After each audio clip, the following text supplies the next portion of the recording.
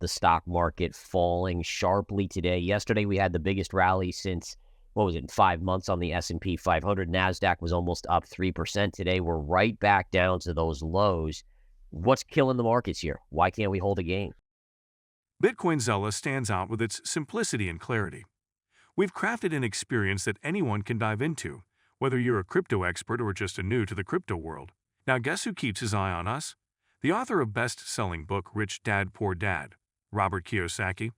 And we want to take this opportunity and thank all the people who trusted us, and we read every comment. And the best part, it's free. Subscribing now means you will get all new information for free. Don't just follow the trends, stay ahead of them. Subscribe to Bitcoin Zella today and enjoy the new edge. Let's join Gareth in this video about Bitcoin and more.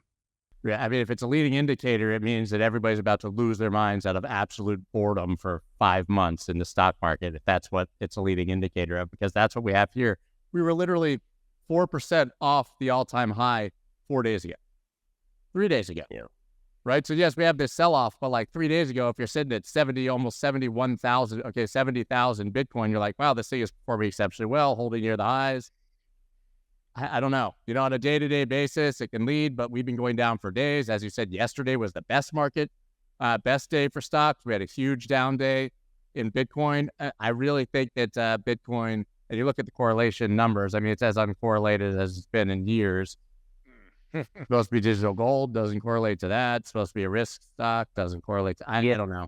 I agree. And one thing that I find fascinating is that, so this is the chart of Meta, right? And Meta, it's bouncing today on earnings, but the all-time high on Meta was put in on July 5th, right? July 5th. And if we go to Bitcoin, when was the recent low? July 5th.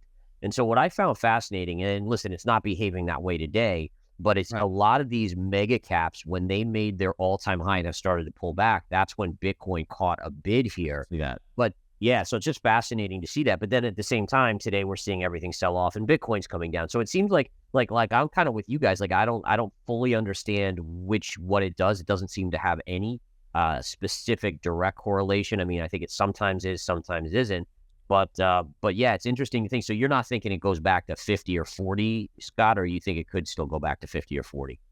Yeah, a 50 or 40 is deeper than I would expect into the 50s, would not surprise me. I mean, pull Fibonacci's even just this move up, right, from 53,485 to about 70,000, as I said. I mean, we're still only at 38.2. Like a pullback to the 58, 59 would be a totally normal, pullback after that move up. But really, man, I want to see what happens in the fall, because this has my base case expectation, taking all other things out of it, and I've said it literally on this show and everywhere else since March, was that was the top, and it's about to be a long, boring, and choppy 6 months. I mean, we're April, May, June, we're 4 months into that, So we had the absolute meme coin insanity in March, where people were sending $30 million in 10 minutes to anonymous people on the internet and getting rug pulled. Now, we just had all the possible froth in crypto. Now, this could be distribution. We could go way down. I have no idea. If we did, I'd be looking for kind of this 52 area, off this sort of cluster here. Below that, I would start to definitely, get a bit more concerned. But I mean, can we speak fundamentally? Like, what outside of whatever, if we believe it's correlated in a leading indicator, but if we dismiss that as the key narrative, if we just look at Bitcoin more in a vacuum, that's an uncorrelated asset like I look at it, I mean, we've never in history had the kind of tailwinds that we do right now. So regulatory things look better. Legislatively, things look better. Central banks, I mean, it's just crazy. That's when markets make peak. So that's one thing I've enjoyed partying about Bitcoin. That you've kept me on your show despite all this. I appreciate that, Scott. And like Bitcoin. Well, I did, and it's when everybody hated it, and all those things look great, but now my sense it's in the mainstream. So I got to show you 2 charts about Bitcoin based on what we just spoke about. First, here's the 200-day moving average of Bitcoin and the 200-day moving average of S&P 500. Tell me those aren't correlated. That's all simple. It's a lesson I learned in trading pits. Does it show a good chart? And you can put as many quant systems as you want. They're both completely on the same track, 200-day moving averages. And then I look at this simple chart. Here's a 100-week moving average. Bitcoin divided by its 100-week moving average, and S&P 500 divided by its 100-week moving average. I just look at this as, okay, as a trader, I'm looking to sell rallies here, and there's a lot of room downside. Fundamentally, everybody, that's the key point is I enjoy this, is you point out some of those long-term fundamentals when Bitcoin looks cheap, like it did here. I mean, we knew how cheap it got down here. It stopped out a lot of people. As you mentioned, Scott, you went to some conferences, no one there. No one was there. Now it's the opposite. That's when you have to look ahead to things like TLT.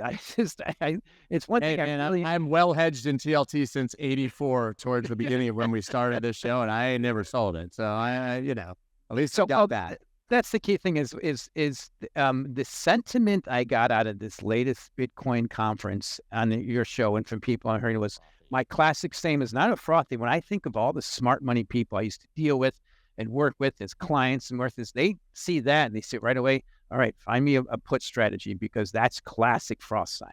Bitcoin's price fell over 4% to $60,000 as Genesis Global began $4 billion in crypto and cash repayments, affecting market dynamics. Bitcoin's price plunged over 4%, dropping from $65,000 to $60,000.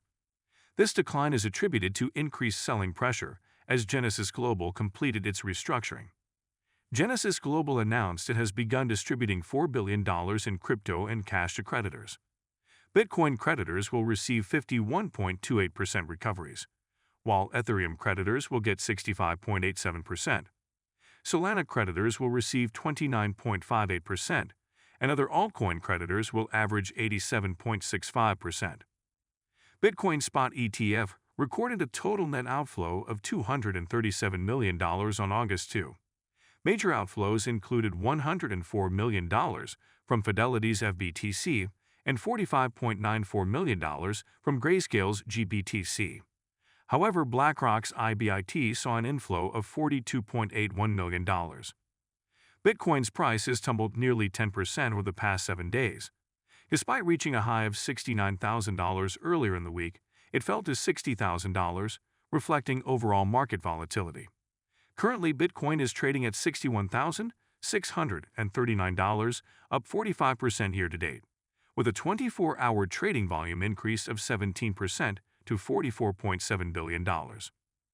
Bitcoin's recent price movements reflect significant market shifts, including the effects of Genesis Global's repayments and substantial outflows from Bitcoin ETF.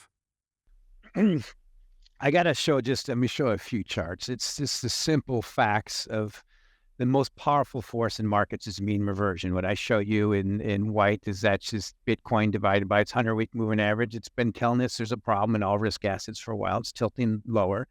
And then the bottom line is just look at S&P 500 versus this 100-week moving average. It's way stretched. It just needs a little spark for reversion. Oftentimes it doesn't need a spark. It just gets too high.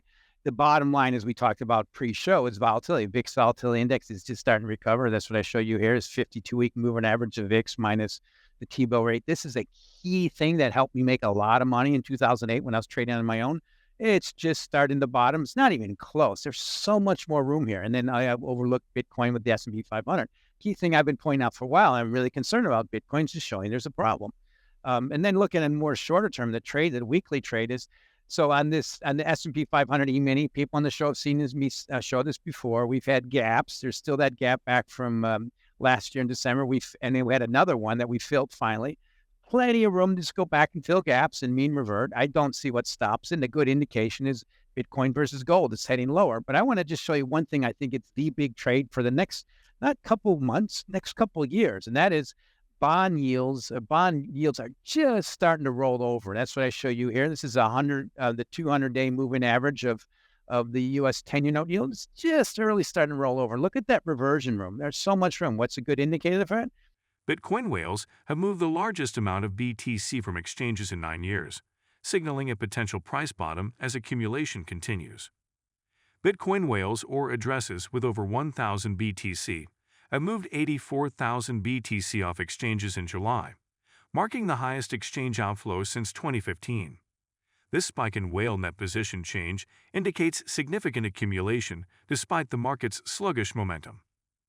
Whales have been adding an average of over 100,000 BTC per week, and according to CryptoQuant CEO Kai-Young Ju, whale wallets, including spot ETF and custodial wallets, added 1.45 million BTC this year, totaling 1.8 million BTC. Analysts suggest that Bitcoin's price may have formed a new local bottom above $63,000. Crypto analyst Elja believes this level has acted as strong support, indicating a potential bottom formation.